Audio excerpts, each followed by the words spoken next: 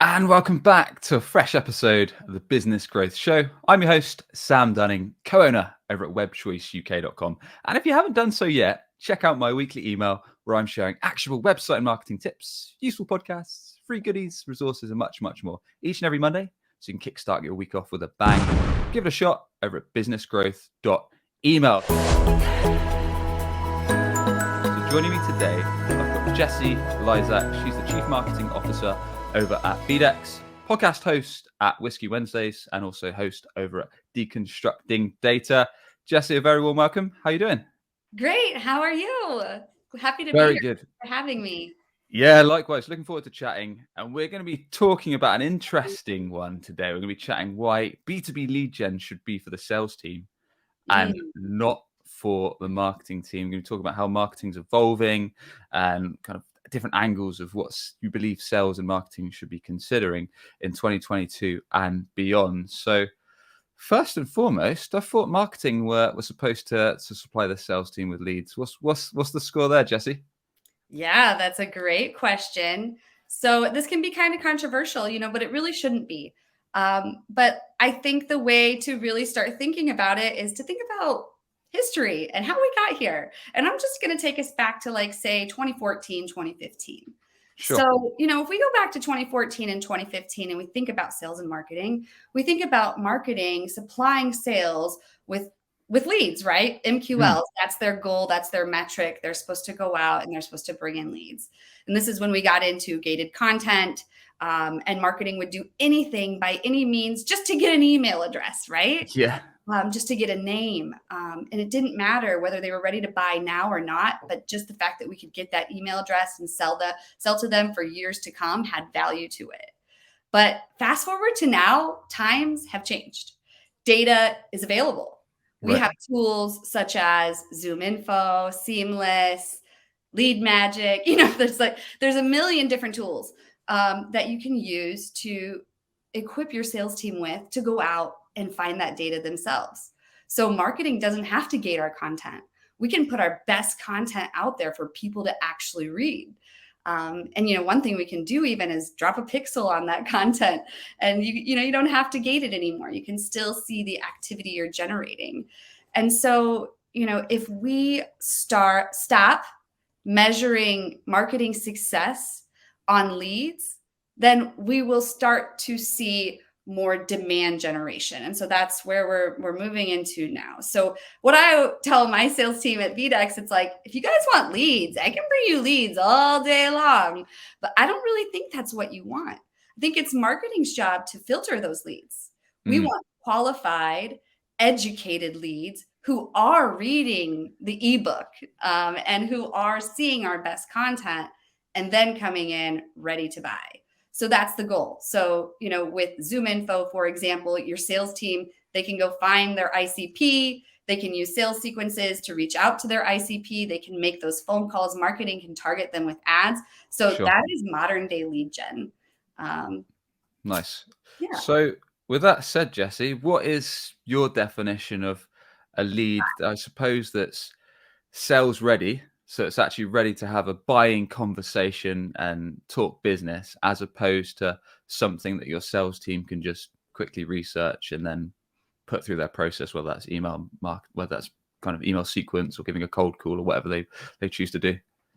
I think there's really two ingredients that a marketer needs to aim for, and that is closing the trust gap. That's ingredient number one, and it's educating your lead. So that should be the difference between your sales cold leads that they're pulling out of ZoomInfo and those leads that are coming in on your web forms on your website. So ideally, marketing is on LinkedIn, like we are now, building relationships with people, sharing expert content so that they see us as the ones who know everything. So then when they're ready to buy, they know us and they're ready to come in, and we've closed that trust gap. So, yeah. Those are the two pieces, trust gap and then education. You need to have good content. That's where the demand gen piece comes in. Podcasts, ebooks, blogs. Give them information that is valuable, that educates them. Don't just sit there and write an ebook about your company and package it up as educational. That's not educational. What your audience wants to actually learn is not about your business. It's how they're going to succeed. So that's what you want to teach them. Yeah. That makes sense, right? Actually giving something that's valuable to your buyer. What's in it for them? Kind of how can you fix their problem? How can you make their life better? How can you actually improve something they care about doing? And I want to jump into some actionables that perhaps you've done for your businesses that you've seen work that our audience can steal in a sec. But I suppose it'd be quite interesting to know what's the cutoff, as in where does sales stop and marketing begin, or vice versa, in terms of if sales should be kind of prospecting and kind of finding the lead lists and generating conversations that way.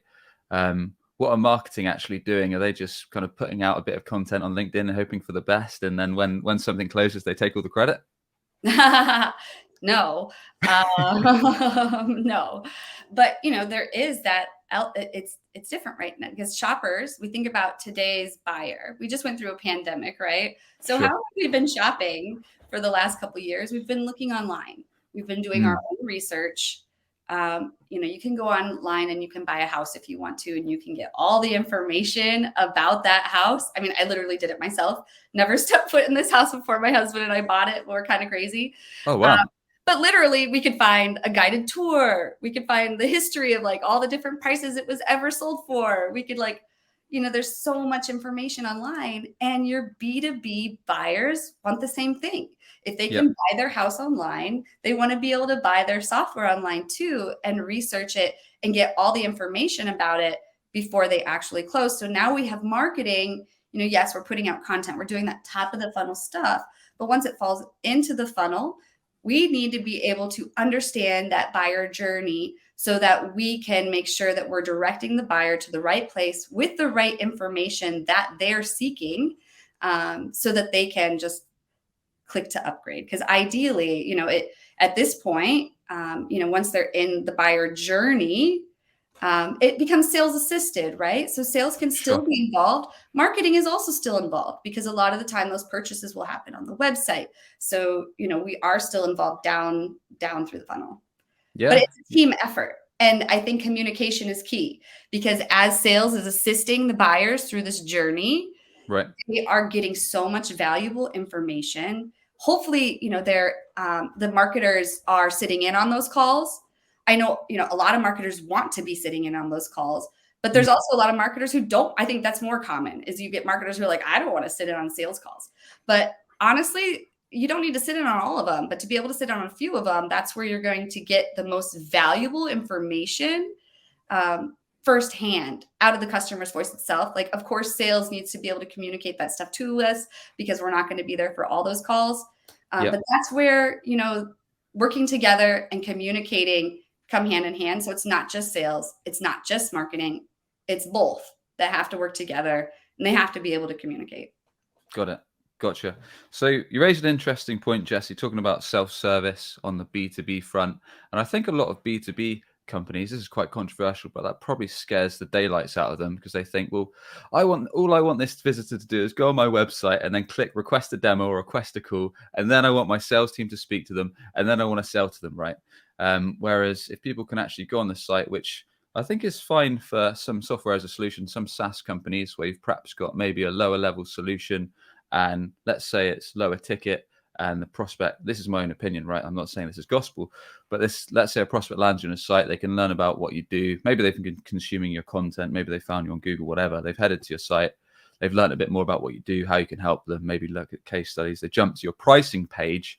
They see 3 or 4 tiers. Maybe you're a SaaS provider, $20 a month, $50 a month, $100 a month, whatever. They pick an option, fine, they purchase. But when we're talking higher level solutions, typically, if you've got an enterprise level company, maybe you need 10 seats or more for a product, you usually have to talk to a sales rep.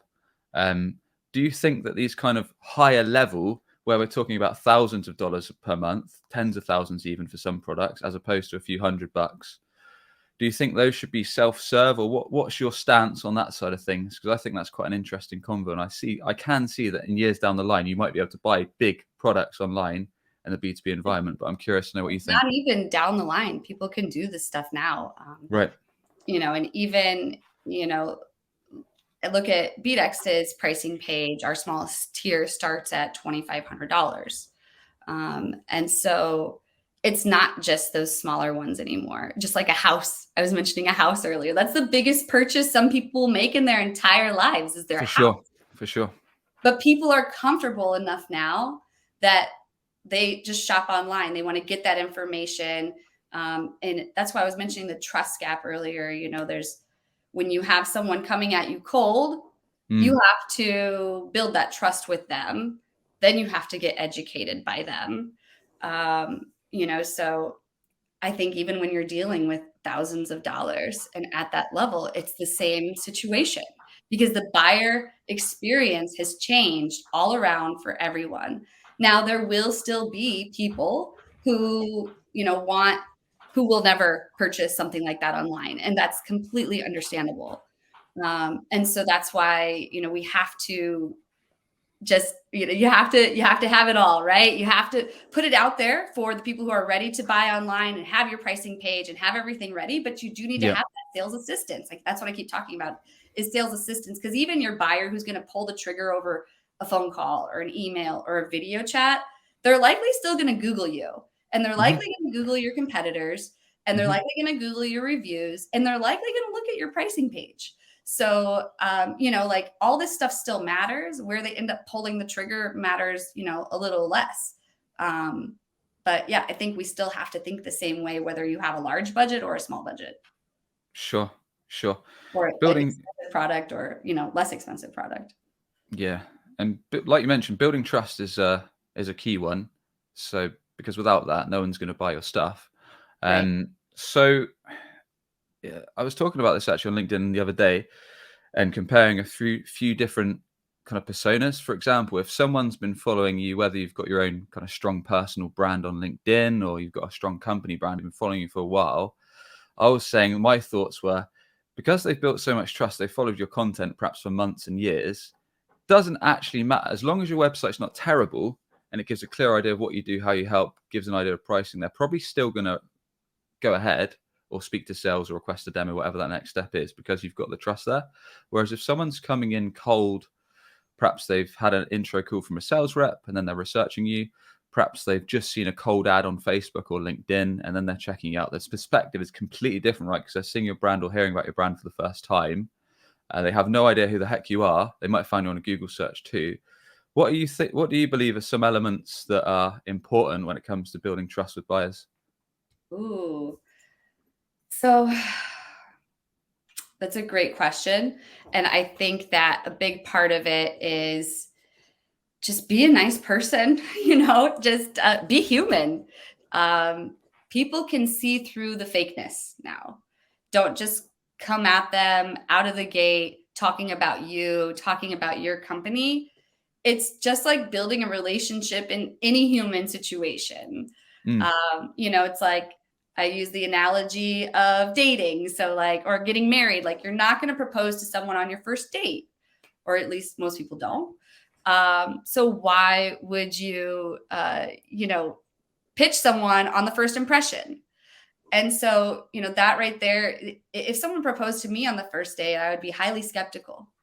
And my trust wouldn't be closing. So if someone pitches me on that first impression without understanding me, what I need, what I'm working on, why I might need this, then I'm going to be skeptical. So, you know, in terms of closing the gap, I think it just comes down to being human and not being a fake salesy person who's just going to come out and pitch everybody, right? It's building relationships. It's also demonstrating that you're an expert. Yep. So, you know, I will go out and make social posts about data. Today I made a post about zero-party data, first-party data, second-party data. Now that's a very, you know, basic post for someone in the industry who's already, you know, knee deep in data. But for maybe our buyer in the next 5 years, they may not know these things. So I'm starting to close the trust gap with them. I may not even know them, but they're reading that post and they're seeing me as an expert. And so I think that's one thing that starts to close the trust gap, because who do we want to trust? You know, we want to trust those people who know what they're doing, like a doctor. We're not just going to go trust anybody to diagnose us with, you know, whatever our health ailments are. So, it's the same thing. We don't want to go trust some random person we've never met to advise us on our business software. Sure. It's the same thing. So I think it just comes down to being a nice person, definitely not being condescending or talking down to people. It's all about lifting them up, making them feel good about themselves, because they may not remember anything you say, but they will remember how you make them feel. Yeah. Yeah. I like that summary. So it's interesting. And I know I've bought from people that I've perhaps followed on social. I mean, the main one I hang out on LinkedIn. So I've quite literally bought from people just because I followed them for so long and trusted so much in what they've shared, just because they were sharing like actionable, practical tips each day on their area of expertise in their industry, that I kind of, after 6 months or so, I thought, well, this person is the go-to for their sector, purely because I see them every day in their feed and what they're sharing is actually helpful. And then eventually, when I needed their service, I went to them. So yeah, that's interesting. I mean, taking this to kind of some actionable examples, Jessie, and feel free to use what you've done at BDEX or what you've found working for you at any other company in the past. What do you think are some of the most relevant go-to-market B2B strategies that you feel that businesses should be kind of really putting into play right now? I think the number one strategy is to not just listen to someone like me and hearing what I'm doing. Honestly, the number one strategy is to, think of the basics. Who is your audience? So think of your ideal customer profile. Where are they? Where is your audience residing? Where can you easily segment and reach your audience? So, I think for me and what I do, it comes down to that. So we are B2B here at BDEX. And so LinkedIn allows me to target people based on their job titles and talk to them about what they're doing in the workplace. So, Sure. for example, Instagram may not be as valuable for BDEX. And so I think, it comes down to understanding your audience. Don't forget the basics. So that's always number one. But I think we're at a tipping point right now where things are changing and people are bored, and B2B is boring. So one thing I try to do is bring a little fun into it. Yeah. So that's bringing fun into your content by simply just doing videos instead of images. Like, people want to hear people talking, do things a little different. Get on TikTok. Like, you got to try and test new things. But you do still have to like continue to do those things that still work. So like, we have a newsletter, we do email, we do video, and recycle your content. That's a big one. I'm a solo marketer. We have a couple freelancers who help us, but Sure. I can't do everything. So if I do one podcast, that podcast is going to be on LinkedIn as a live. It's going to be on Spotify. It's going to be on YouTube. And then I'm going to cut it up into about 2 or 4 clips that can be shared and posted by multiple different people. And then in a couple of months, we might do that whole thing all over again with that same exact podcast. You can also go listen to it, pull content out of it, and make a post. So, I guess, yeah, me, I like it. that it's revisioning, like, what are people, where is your audience, and what do they want to consume, and think about them first. And don't listen to some guru like me to say, hey, your strategy should be LinkedIn ads, and then you should go over and you need to have HubSpot, and you need to make sure that you're grabbing this data. Like, that all sounds great. And I know that's what we all want, because that would make our lives easy, right? If someone Sure could would. come tell us exactly. I need the perfect strategy. I need it now. Yeah, exactly. Yes. It's like, keep trying, keep testing, try new things. But I think the overall general consensus in B2B in general is stop being so boring. Yeah. Yeah. I mean, those are nice points, and I agree with most of them. I think the good thing that smaller companies have as an advantage over larger scale enterprises is that they're scrappier. So resources go a longer way, right? Like you were saying there, and I'm very much the same, is you might record one podcast, then you might chop that up because you don't necessarily have the funds to spend tons and tons on a bunch of other media and content. So we record something, we'll chop that up into maybe some video clips on LinkedIn. Maybe we'll make a blog article on it. Maybe we'll put it on our website. Maybe then we'll make a YouTube video out of it, and we'll do this and we'll do that, and we'll stretch it. We don't have to get kind of loads and loads of sign off because we can just make it happen. Exactly.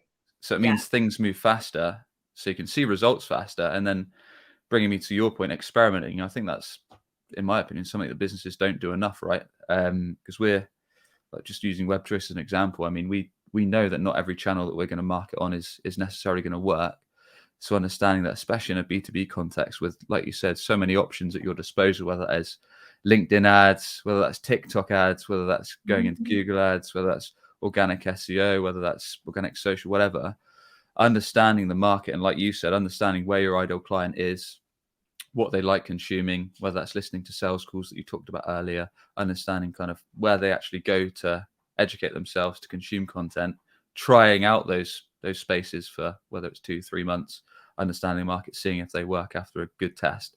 If they do, great, let's crack on, carry on. If they don't, well, let's move on to the next channel and give that a good test. Exactly. So yeah, that's good. Let's shift this back to the initial kind of starting point. So we've talked a bit about what we believe marketing should focus on. So in terms of kind of what sales should focus on, is it purely kind of building lists and cold outreach that you believe, or what's kind of work with your team? Well, I'm one of those people who said, like, I don't know what I don't know, and I'm not running sales right now. I was a sales manager and I did run sales at the last company I worked at. Sure. And some of the things that would work, honestly, it's crazy. I think about some of our biggest deals, and some of like the biggest sales we had at that company. And there was always this just amazing relationship between the person who was selling and the person who was buying. Right. Like 6-figure deals I'm thinking of. There were just a couple of them, but they were all with people who the particular salesperson at the time had spent a lot of time getting to know. I mean, she could name their dogs. She it was, so for me, like it's relationship building, it's getting to know people, closing that trust gap. Yes. And the other thing, you can't just be a relationship builder, right? You have to also truly understand that your product is going to fit for this person. So you have to understand them, what they're working on, why they need it. And so I think it really just comes down to those two things. Like, are you able to understand why this person needs your product and able to communicate it? Yep. And are you someone that they want to come to, that they want to talk to? Because that relationship magic is something that I've seen personally in a lot of the biggest deals that I've ever been a part of. Yeah. And that sounds foo-foo and it sounds magical. And again, everybody just wants like, what are those step-by-step things? What are those like easy things I can accomplish? Building a relationship is not easy. Not everybody can do it. And that's why not everybody is a salesperson. But you have to have empathy. You have to be able to communicate well. And you have to be able to put others first. Yeah. Yeah. Some good points there. Do you think that it's important, like now and moving forward, that salespeople have a personal brand, whether that's LinkedIn, Twitter, somewhere else where the audience is? Because I've met people on both sides of the spectrum, right? Met sales reps that are kind of killing it, making a solid living, and they're not even on social. And then vice versa, I've met people on the other end of the spectrum that are posting daily, engaging with the community, maybe doing some calls, doing some emails, and then kind of cracking out social and generating leads from that. What are your thoughts? I think we're still at a transition point where you can probably get by without being on social if you're a salesperson. But, I think that's only going to last a little bit longer. So if you are thinking you're going to be working for another 10, 20 years and you're a salesperson and you're not on social, like you're going to want to do that. If you're retiring, maybe not so much. Sure. But the way we are moving, your best salespeople are going to be more like marketers, because your best salespeople will be on LinkedIn, closing those trust gaps, getting to know people, educating people, sharing content with people. And so, I think you can probably get by right now much easier than you'll be able to get by in 10 years if you're not on social media as a salesperson. Yeah. I mean, I can only speak from my perspective but I know that if I wasn't on LinkedIn, I wouldn't have landed as many deals for our businesses as we have, purely because I've got a habit of kind of nearly everyone I speak to, my first thought is, okay, we've had a chat, let's connect with them on LinkedIn, send them a quick message. Then they're in my connections. So they're probably going to see the stuff I post every day. So eventually they'll have seen so much of me that when they do eventually need my help, hopefully they'll reach out. So I think as a sales rep, you're kind of almost missing a buck if you don't do that. And like you say, moving forward. So one final point, Jessie, before we wrap things up, a common complaint from the sales team. I'm not sure if you get it over at BDEX, but I've certainly had it before. Is that the leads aren't good enough, or the leads aren't qualified enough, or they're not ready to buy. What's your top tips for working with a sales team to actually make sure that the leads are sales ready? I say in inverted commas. Yeah, well, my tip is that marketing needs to go sit in on some of those calls. And this is why we see a lot of organizations now moving toward having the sales development representatives reporting to marketing. And that's more of the trend now. And that's because marketing needs to be involved on these top of the funnel conversations to help improve the quality of the leads that they're bringing in. It's not just so they can be there to be seen or to be heard. In fact, the majority of marketers, like I said earlier, they don't even want to go on those calls. So you're going to have to force it. But that's where you're going to get it. Like that is how you're going to get more information, to write more content, to produce more videos, so that you're saying what those top of the funnel leads want to hear.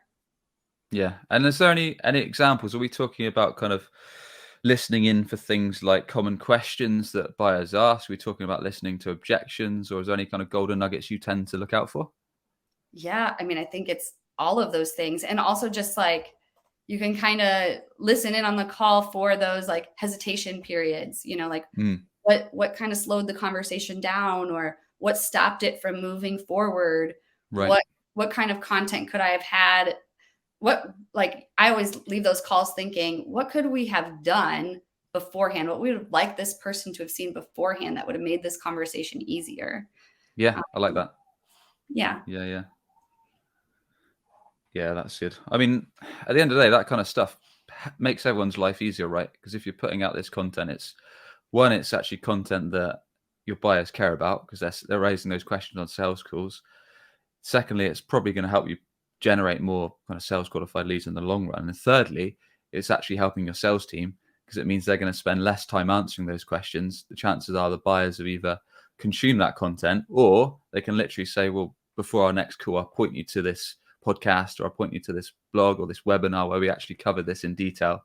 So then you can have a watch or a read of this, and then we can catch up kind of next Wednesday on our next call, and we can kind of go through the next steps. So it's a win-win by the sounds of it. Absolutely. Awesome. Jessie, look, really appreciate the chat. It's been good to talk all things kind of why B2B lead gen should be down to sales and not marketing. So with that said, please do tell everyone more about how they can learn from you, connect with you, and the best way to get in touch. Well, thank you so much, Sam. I am glad to be here. And if you would love to get in touch with me, or even just like to get in touch with me, you can do so. I'm always on LinkedIn. So you can find Jessie, Jessie Lizak on LinkedIn. I've been in the comments of this post, so you can probably find me there and click on me. Otherwise, you can email me at jessie@bdex.com. Awesome. We'll put all of those links and over at the show notes at businessgrowth.marketing. And with that, I want to thank you once again for coming on, Jessie. Thank you so much. No worries. And as always, if you enjoyed today's episode, why not give us a quick rating if you're on the audio podcast, or quick subscribe on YouTube. And with that said, I should catch you on the next episode. Appreciate you tuning in.